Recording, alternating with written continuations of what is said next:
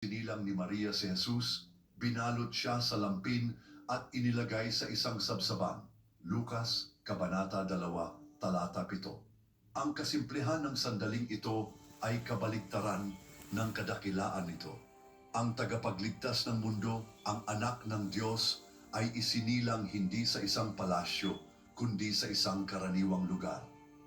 Ang detalyeng ito ay sumisimbolo sa misyon ni Jesus. Hindi siya dumating para sa makapangyarihan, kundi para sa lahat, lalo na sa mga mapagpakumbaba at nakalimutan ng lipunan. Sa gabing iyon, nagdiwang ang langit. Ang mga pastol na nasa mga parang malapit sa Bethlehem ay binisita ng isang anghel na naghayag ng pagsilang ng Mesyas. Ngayon, sa lungsod ni David, isinilang ang tagapagligtas na si Kristo ang Panginoon.